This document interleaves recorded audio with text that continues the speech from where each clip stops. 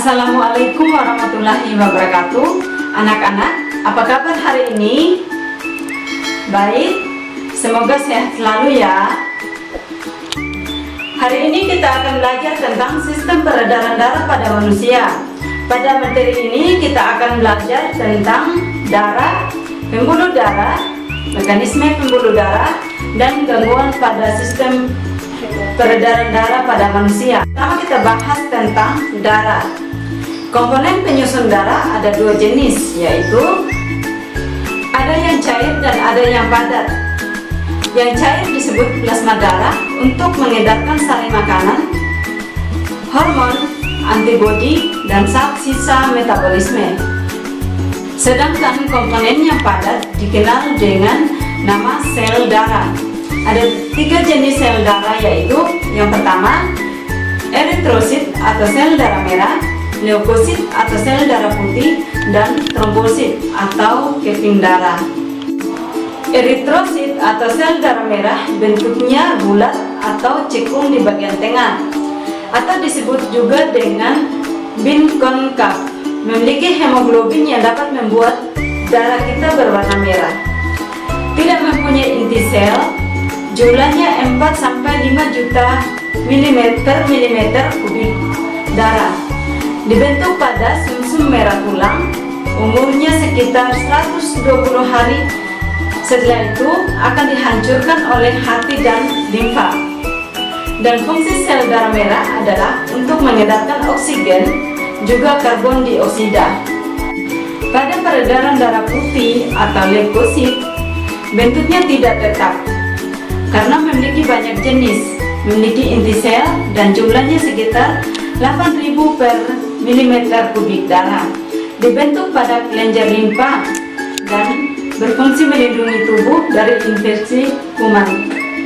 Trombosit atau keping darah bentuknya tidak beraturan, tidak mempunyai inti sel, jumlahnya sekitar 250.000 milimeter kubik darah.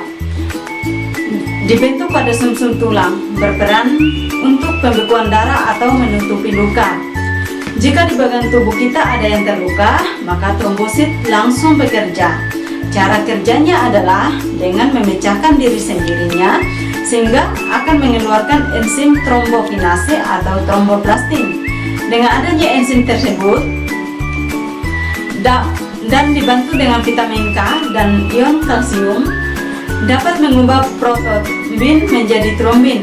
Selanjutnya, trombin dapat mengubah fibrogen menjadi fibrin. Inilah yang dapat menutupi luka kita. Nah, anak-anak, coba pegang dada bagian kiri. Adakah yang berdetak? Pasti ada dong ya, karena di dada sebelah kiri terdapat jantung. Perhatikan baik-baik bentuk jantung kita. Mirip seperti apa? Ternyata bentuknya mirip kalau anak-anak gambar love ya. Gambar love diambil dari bentuk jantung, bukan hati. Jangan sampai salah konsep lagi ya anak-anak. Jantung berfungsi untuk memompa darah. Jantung dapat berkontraksi karena memiliki otot yang disebut miokardium. Jantung manusia memiliki 4 ruang. Ada serambi kanan, serambi kiri, bilik kanan, dan bilik kiri. Jangan tertukar ya. Yang di atas adalah serambi kanan, serambi, dan yang di bawah adalah bilik. Darah dari serambi akan dipompa atau turun ke bilik. Di antara serambi kanan dan bilik kanan terdapat katup tricuspidalis untuk mencegah darah dari bilik kanan naik lagi ke serambi kanan. Sedangkan di antara serambi kiri dan bilik kiri terdapat katup bicuspidalis untuk mencegah darah dari bilik kiri naik lagi ke serambi kiri. Selain darah dan jantung, kita juga mengenal pembuluh darah. Terdapat 2 jenis pembuluh darah utama dalam tubuh kita, yaitu pembuluh darah arteri atau pembuluh nadi dan pembuluh darah vena atau balik. Perbedaannya dapat adik-adik lihat pada tabel berikut. Pada pembuluh arteri atau pembuluh nadi, tepatnya agak tersembunyi di dalam tubuh. Dinding pembuluhnya tebal, kuat, dan elastis. Aliran darahnya meninggalkan jantung. denyutnya terasa, katutnya ada satu pada pangkal jantung, dan jika kita terluka, darah yang keluar akan memancar. Sedangkan pada pembuluh vena atau pembuluh balik, tempatnya dekat dengan permukaan tubuh dan tampak kebiru-biruan. Dinding pembuluhnya tipis dan tidak elastis. Aliran darahnya menuju jantung, denyutnya tidak terasa. Katutnya banyak di sepanjang pembuluh, dan jika terluka, darahnya tidak memancar atau hanya menetes saja. Selain pembuluh arteri dan vena, terdapat juga pembuluh yang sangat halus dan merupakan persambungan antara arteri dan vena. Namanya pembuluh kapiler. Ada juga pembuluh aorta yang merupakan pembuluh arteri, tapi ukurannya yang paling besar, sedangkan arteri yang ukurannya paling kecil dikenal dengan nama arterior. Untuk pembuluh vena, ada juga yang ukurannya paling besar yang disebut vena cava, dan ada yang ukurannya paling kecil disebut venula. Peredaran darah manusia disebut peredaran darah ganda karena dalam satu kali beredar, 2 kali melewati jantung, yaitu melalui peredaran darah kecil dan peredaran darah besar. Peredaran darah kecil berlangsung dari jantung ke paru-paru, kembali lagi ke jantung.